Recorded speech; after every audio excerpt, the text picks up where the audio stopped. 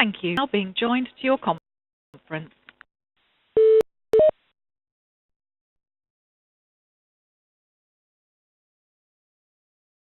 My name is Buck O'Brien. I'm an associate here at Market, a team here in Dallas, Market Counterparty Manager platform. Listening is because you're wanting to learn about using the Market Counterparty Manager platform, the ISDA amend tool for adherence to Protocol 2. When I say Protocol 2, I'm also referring to the March 2013 DA protocol. Those two are one and the same, just to avoid any confusion as I go through this.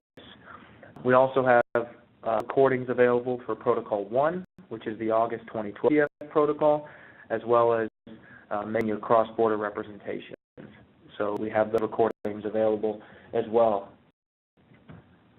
A quick note about Protocol 2. It's an updated version of the August protocol.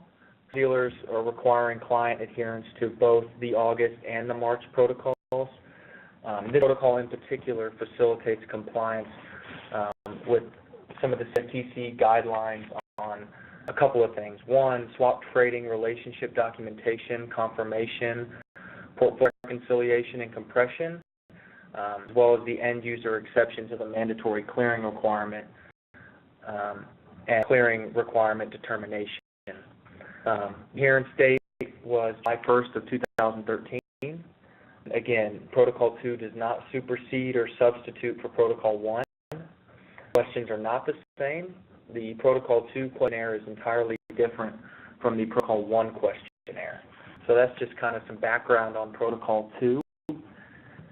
I want to point, before we get into this, I'm going to treat this recording as if those listening are existing users who are coming back onto the platform to do Protocol 1. So or Protocol 2, rather. I'm operating under the assumption that you've already used the tool for Protocol 1 and coming in to adhere to Protocol 2. If you're a brand new user, my suggestion would be to listen to the Protocol 1 demonstration, as that goes from beginning to end as far as creating brand new entities, submitting the Protocol 1 questionnaire, and then linking the two. Demo, we're going to go through three steps, really, for the most part. The first is updating existing entity information. The second is going to be submitting the Protocol 2 questionnaire, and then the third is going to be linking the two. So all of that information can be counterparties, and they can view your questionnaire responses. If you're an existing user, you know, go and log in via market.com and use your same credentials that you've always had since the first protocol to log in. For most of you, your username is your email address, and then you have your password. If you've forgotten any of that information, you can reach out to our support team or account manager, and they can certainly help you gain access to the platform. Once you log in, you'll navigate here to Market Counterparty Manager in the main dashboard. Things I want to point out here on the home screen, we have quick links down in the bottom left-hand corner where you can shortcuts to a few different areas on the platform for Protocol 2 and Protocol 1. The other thing is the Help menu. We've got the ISDA Amend Help documents here under Regulatory Services Documents. If you click on that, this box will pop up, and you've got the user guide, the FAQs, the checklist, the full questionnaire text, and other information there for your reference as well. Also under the Help menu, we've got the email support address for the UK as well as the US. So please don't hesitate to utilize those resources if you need extra help getting through the Protocol 2 adherence process. I'm going to go ahead and get started. And again, like I mentioned before, the first step involved with Protocol 2 is going to be updating your existing entity information. So we'll hover over Manage, and we'll click Entities.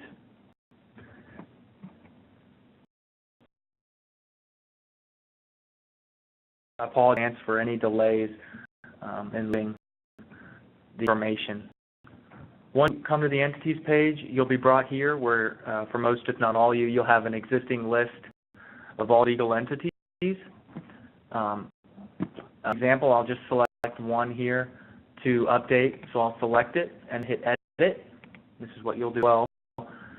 The information is not going to change for the most part.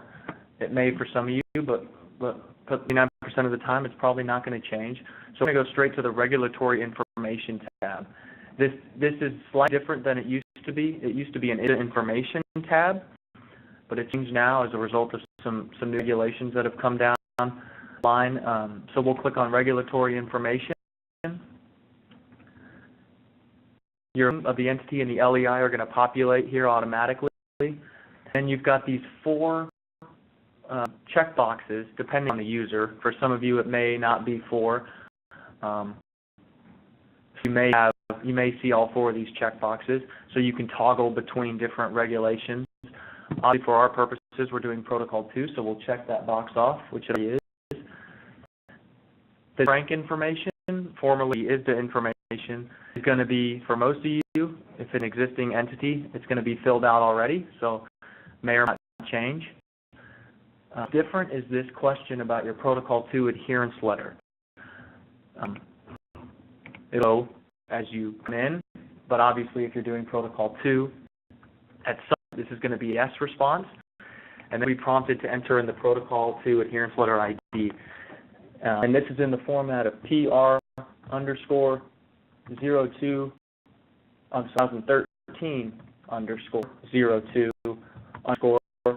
It's a 4 or 5 digit unique number based on your letter submission.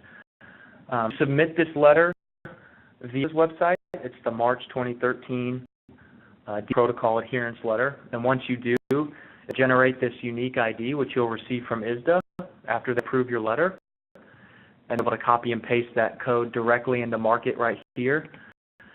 It's important. You won't be able to distribute your questionnaire or questionnaires to counterparties until you've input this piece of information. So it's a crucial part of the Protocol 2 adherence process.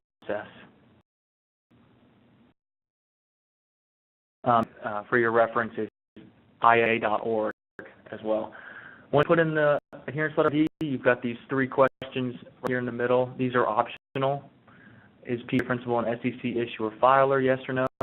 If you answer yes, you now can answer these other 2 questions, and these are optional. Then down at the very bottom, we've got our counterparties. For most of you, you'll probably see a list here of existing counterparties that you've identified from Protocol 1. And then you can, if you need to, you can check off these boxes for Protocol 2 and apply those same relationships to Protocol 2.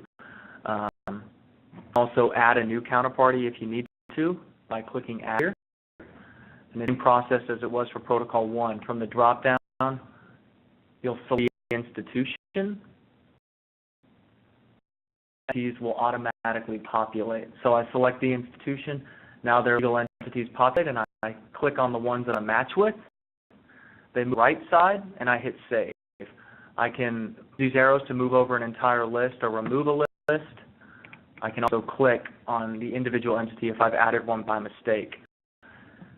So if I've selected the counterparties to match with, I hit Save. To this list below. If I have a long list or just a shortcut in general, I want to apply all these entities to Protocol 2. I don't want to have to bother checking all these boxes one by one.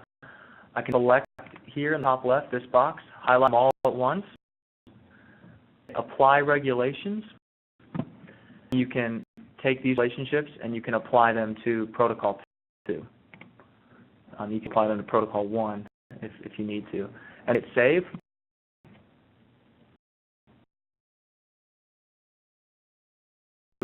Relationships are being a Protocol 2. These registers on the right, they're here if you want to delete a relationship altogether from this entity. So at this point, we're done updating the entity information. We can hit Save.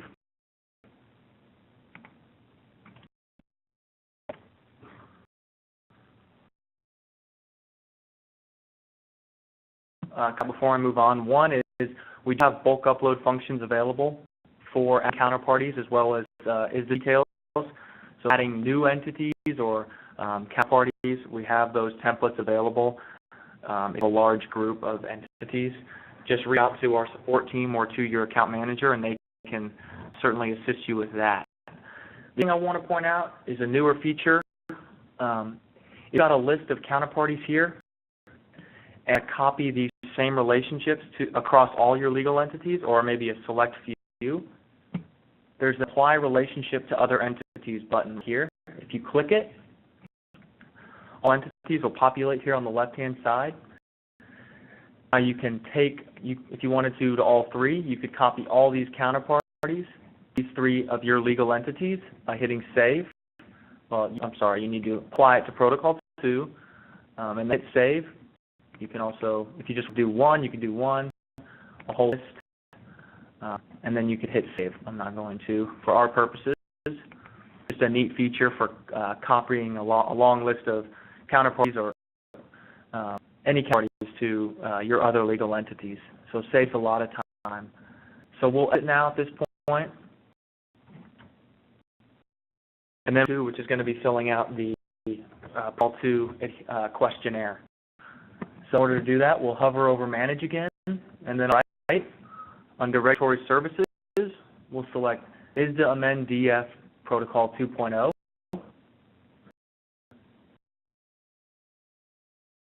And there's this third tab that says ISDA Protocol 2 Questionnaires. Most, if not all of you, this will be a blank white screen, because obviously you're just now coming in here to do Protocol 2 for the first time. I have two questionnaires here that I've done from pre-demonstrations. Add a new questionnaire. Just add here. I'll bring up the Protocol 2 questionnaire. Question name. This is the same as the reference name from your Protocol 1 questionnaire.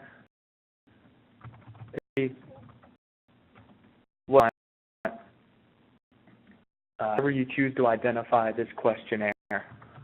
So it's up to you how you choose to do that. All fields in red are mandatory.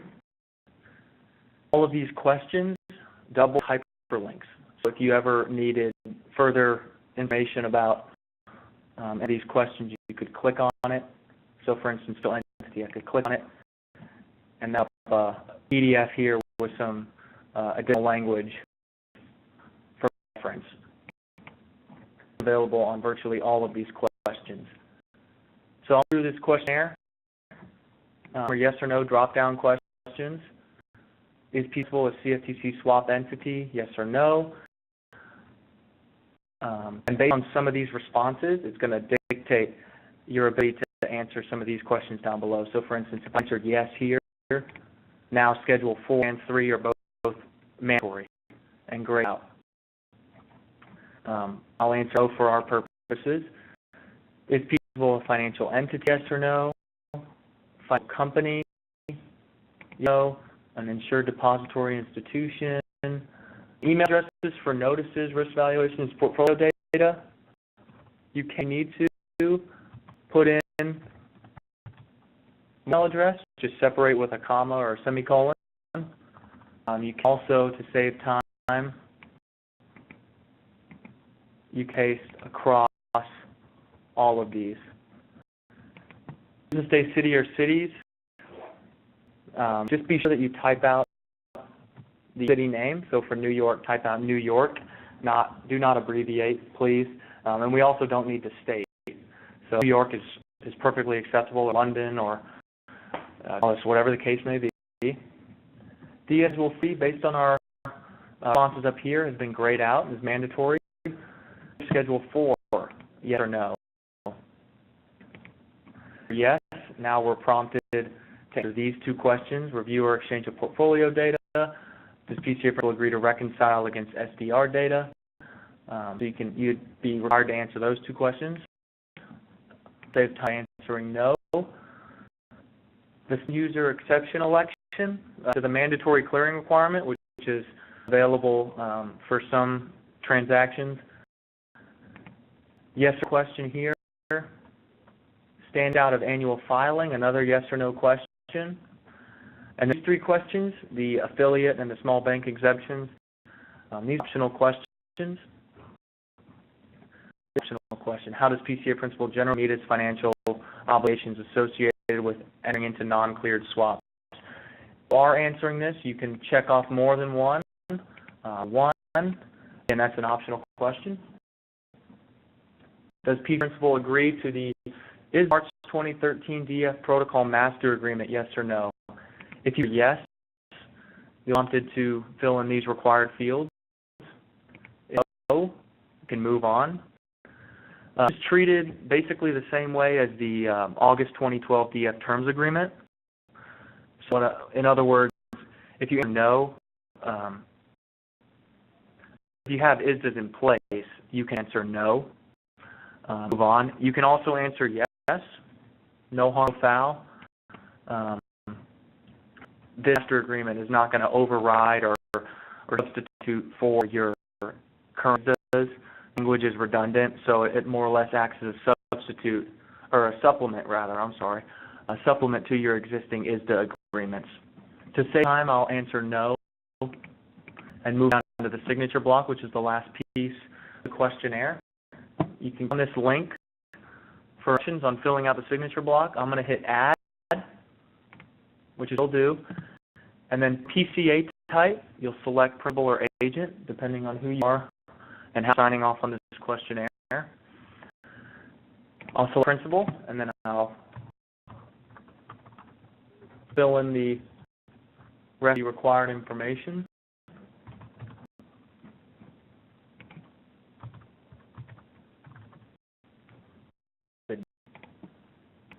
And then it'll populate down here below. A couple things about the PCA signature block. You're allowed to submit one PCA principal on any given questionnaire. So I couldn't add another PCA principal if I wanted. I could, if I wanted, add another PCA agent, and you have as many agents as you want on any given questionnaire. So if you have a principal, you can only have one principal. You can have multiple agents. You can also have both on a questionnaire. If I want to edit or delete this, I would just double click, highlight it all in blue, could delete or edit. The Protocol 2 questionnaire. So at this point, I can go ahead and submit this questionnaire.